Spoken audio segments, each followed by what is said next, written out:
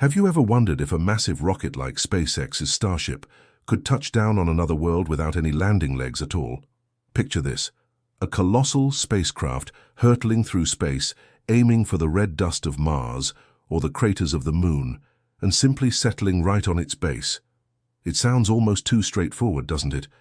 But what if I told you that this idea isn't just science fiction? It's something SpaceX has actually discussed. Stick around, because by the end of this you'll uncover the hidden challenges, the physics that could make or break it, and why the Moon might force us to rethink everything we know about landing in space. Let's dive in. First off, let's set the stage with what sparked this whole conversation. Who said it, and what exactly was proposed? During a live webcast for Flight 10, a SpaceX spokesperson named Dan Hewitt dropped a bombshell about Starship's potential Mars landings. He explained that the plan involves minimally viable landers that would touch down directly on the surface, landing right on the skirt with no landing legs whatsoever. That's right, no bulky supports, just the rocket's own structure kissing the Martian ground. But why Mars? And how could this work when gravity and terrain play such massive roles? This comment ignited curiosity across the space community, leading many to ask, if it works for Mars, could the same legless approach apply to the Moon? After all, the Moon is closer, and we're planning human missions there sooner. But as we'll explore, the answers aren't as simple as they seem, and they reveal some surprising hurdles that could change the game for space exploration. Now let's talk about the current plan for lunar landings. What is Starship supposed to look like when it hits the Moon? The Human Landing System, HLS version of Starship, is designed with landing legs to handle the Moon's notoriously uneven terrain.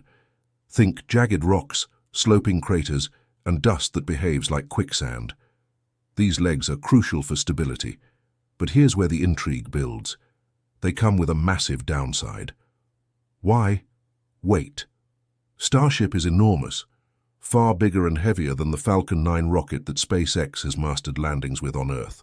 To support something that size, you'd need at least 6 robust legs, each adding significant mass to the vehicle. That extra weight means more fuel to launch, higher costs, and potential risks during flight. On Falcon 9, the legs are a clever mix of carbon fiber and aluminum honeycomb, lightweight yet strong enough to absorb impacts and allow reuse. But for Starship HLS, it's a one-way trip. No heat shields, no flaps for re-entry back to Earth. So why pour resources into expensive legs that get used once and left behind? It feels like a puzzle begging to be solved. Can we ditch the legs entirely for the Moon and still land safely? To answer that, we need to look at real-world examples that highlight the dangers. Remember the Odysseus lander. When did this happen, and what went wrong? Back in 2024, this robotic spacecraft from Intuitive Machines became the first American-built vehicle to touch down on the Moon in over 50 years, a monumental achievement. But it didn't go smoothly. Odysseus tipped over during landing, ending up at an awkward angle that messed with its antennas and solar panels. As a result, it couldn't conduct as much science as planned. Why did it tip? A combination of navigation glitches and the Moon's low gravity made it unstable. Fast forward to the next year, 2025, and Intuitive Machines tried again with Athena. Same story. It landed sideways, struggled with sunlight for its panels, and cut its mission short. These aren't isolated flukes. Tipping or rolling on the Moon is more common than you'd think. So, how hard is it really to land upright there? And could Starship, which is way taller and heavier, face the same fate? Let's break down the physics to build that suspense. Who experiences these issues firsthand? Apollo astronauts from half a century ago did. They'd hop around in lunar gravity, just 1/6 of Earth's, and sometimes tumble over because everything feels so light and unforgiving. For landers like Odysseus, height was a key culprit. But what if we flip the script, literally? Instead of landing vertically, why not go horizontal? This idea has been floating around space forums, and it's worth unpacking because it could solve some problems while creating others. How would it work? Starship's HLS has engines midway up the body, so in theory you could orient it sideways, extending legs perpendicularly from the side. The ship would rest on its belly, nose, and engines pointing horizonward. Sounds wild, right? But the benefits are tantalizing. First, stability.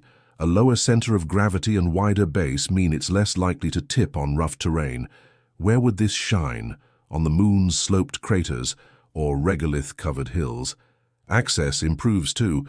Astronauts could walk right in at ground level, no elevators needed. Imagine converting those fuel tanks into habitats. Easier to bury under regolith for radiation shielding in a horizontal setup. Offloading cargo? A breeze compared to hoisting it down from a towering vertical ship. And for liftoff, main engines pointing sideways might avoid blasting the surface directly below, reducing dust kick-up that could damage nearby equipment. Yet, as promising as this sounds, the challenges might make you question if it's worth it. Why? Structural integrity. Starship is built for vertical forces. Its cylinder handles compression like a champ during launch. Flip it horizontal, and suddenly you're dealing with bending stresses it wasn't designed for. Even in lunar gravity, a 50-meter steel behemoth could deform under its own weight at landing points. During Earth re-entry, it handles aero loads, but those are spread out, not concentrated like leg impacts on the moon. Internally, everything gets complicated. Floors, equipment, and fuel systems must work in two orientations, adding reinforcements and weight. Fuel sloshing.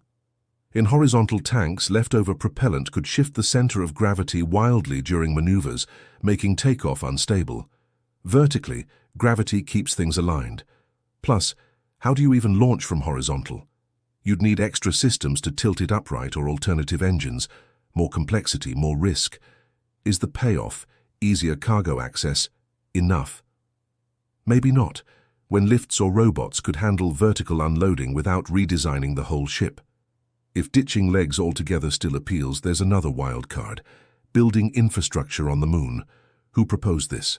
Elon Musk himself has tweeted that legs are temporary until local setups exist, like catching towers similar to Mechazilla on Earth. Imagine a lunar launch tower grabbing Starship mid-descent. But when could this happen? We're talking years, if not decades. Current lunar efforts focus on basics: power stations, comms relays, maybe 3D printed habitats from regolith. Robotic assembly is in testing, but scaling to a massive tower. That's sci-fi territory for now.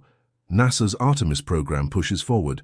Artemis 3 aims for a crewed landing in 2027 using Starship HLS. SpaceX can't wait for moon towers. They need a now solution. So why not stick with legs even if bulky? It's a compromise between innovation and safety. As we peel back these layers, the moon emerges as a deceptively tough nut to crack. What makes it so unforgiving? Beyond low gravity and terrain, dust plumes from engines can obscure sensors, and extreme temperature swings warp materials. Historical missions underscore this. The Soviet lunar program had tip-overs, and even China's Chang'e landers required precise engineering. For Starship, the stakes are higher. It's not just robots, it's humans. How will SpaceX adapt? Rumors swirl about reinforced skirts or hybrid legs, but nothing's confirmed. Why does this matter to us? It ties into humanity's push for a multi-planetary future. Mastering moon landings paves the way for Mars, where thinner atmosphere and stronger gravity, about 38% of Earth's, might actually favor legless designs, less tipping risk, more forgiveness on flat plains. But let's circle back to that initial Mars comment. Why minimal legs there? Mars's surface is more Earth-like in some ways, firmer ground, potential for future infrastructure. Starship could belly flop through the atmosphere, then flip vertical for a soft skirt landing. On the moon, no atmosphere means full reliance on engines for descent, precise, fuel-hungry, and error-prone. When might we see tests? SpaceX's rapid prototyping suggests Earth-based simulations soon, perhaps with subscale models. Who knows what breakthroughs await? In wrapping this up, the quest to land Starship without legs reveals a web of trade-offs: weight versus stability, innovation versus reliability. While horizontal ideas and lunar towers spark the imagination, practicalities point to legs for now. But as technology evolves, who can say? The moon might just surprise us yet. What do you think? Could we pull off a legless lunar landing sooner than expected? The future of space hangs on questions like these, and it's only getting more exciting. SpaceX's dream of landing Starship without legs isn't just a wild idea. It has a glimpse into the next frontier of innovation. Whether it's the moon's unforgiving surface or the dusty plains of Mars, every challenge brings humanity one step closer to a multiplanetary future. Maybe the answer isn't about removing legs. It's about redefining how we land altogether. What do you think? Could Starship really touch down safely without them? Share your thoughts in the comments, and don't forget to like, subscribe, and hit the bell for more deep dives into the future of space exploration.